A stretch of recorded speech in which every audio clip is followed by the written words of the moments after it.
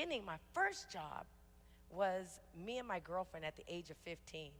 Before I even got there, age of 15, we decided to do makeup, play in makeup. So we're playing our makeup, and she said, let's go look for a job. I don't know why 15-and-a-half-year-olds decide to go look for a job, but that's what we did. And believe it or not, we went to a company by the name of National Semiconductor. I was 15 and a half. I don't know, they can't come back and get me. I can't get in trouble for telling them that, but they hired me. I had a job, a full-time job in the 10th grade, working from 3 p.m. till midnight, and then going to school in the day, and ultimately even graduated early. I had this premonition of something I wanted to do. I had the faith. I just stepped out and made it happen. These were the early signs of how fit was working for me. I hope you can start to see how fit can also work for you. My second job was working for a senior VP. But when our corporate partners, our corporate company came in, I could not go into the conference room if I was not serving coffee or tea.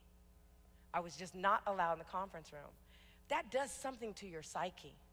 Then you fast forward.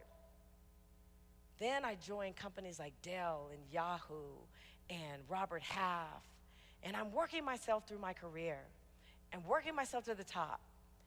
And when you are working in corporate America, that most women will say you're hitting a glass ceiling. It wasn't a glass ceiling for me. For me, it was a brick wall.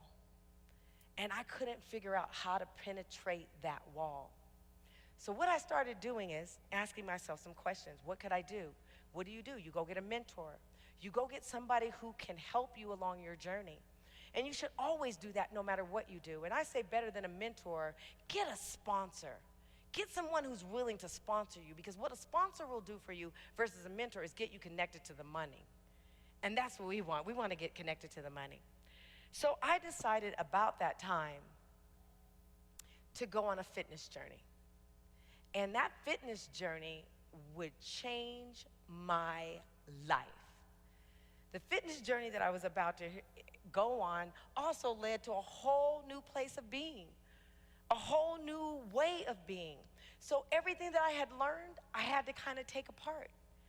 First and foremost, when you're going on a fitness journey, you can't eat everything. So you're very regimented. You eat a lot of vegetables and you eat a lot of protein. But I can't even go to a restaurant because I don't know what that restaurant is putting in their food. So I had to be very cognizant when I was going out, making sure that is she eating her salad? Good girl. But I had to make sure that I was going out and making sure the cookie too. I had to make sure that I was really feeding my body. I had to eat every 2 hours. I had to drink a gallon of water a day. I could no longer go to the places that I used to go. I can no longer hang with the people I used to hang with. Most of my girlfriends like to drink. I like to drink too, but I couldn't because it wasn't a part of the regime.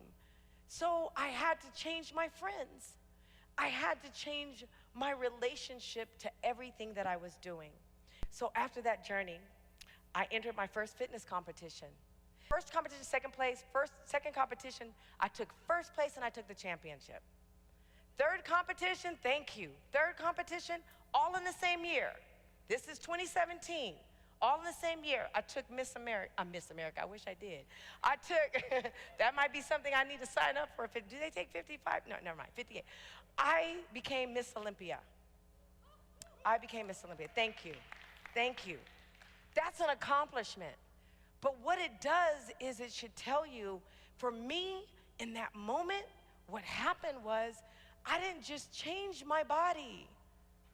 I changed my mind. I changed my thought process about what was possible for me. As an entrepreneur, you're gonna hit some walls.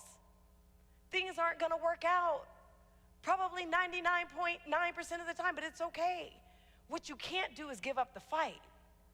What you can't do is give up the why. You can't give up the reason. And it was at that moment that I got my power back. And I realized who I was and what I could do. It was at that moment that I decided to leave corporate America.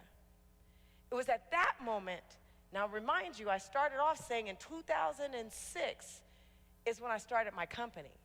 It wasn't until 2017 that I actually launched my company. But the greatest power in that was that I could, and my belief in that. And I just want to invite you to do the same. Now, that journey led me to many different things. So when we talk, I talked about corporate. I talked about my journey to fitness. But there's another component to what I do and who I am, and that I think is important for every entrepreneur to understand. And that community is everything. I served as a national coalition, the president of the National Coalition of 100 Black Women, as well as on these boards that I've just already shared with you, working with the Positive Step Girls, building programs for them. I needed a way to be a role model that I never had. You see, in corporate America, I didn't have anybody that I could go to. Even in the entrepreneurial world, it's really hard to find someone who has achieved the heights that you're trying to achieve that looks like me. And for me, I need these little girls to know that they too can achieve whatever they put their mind to.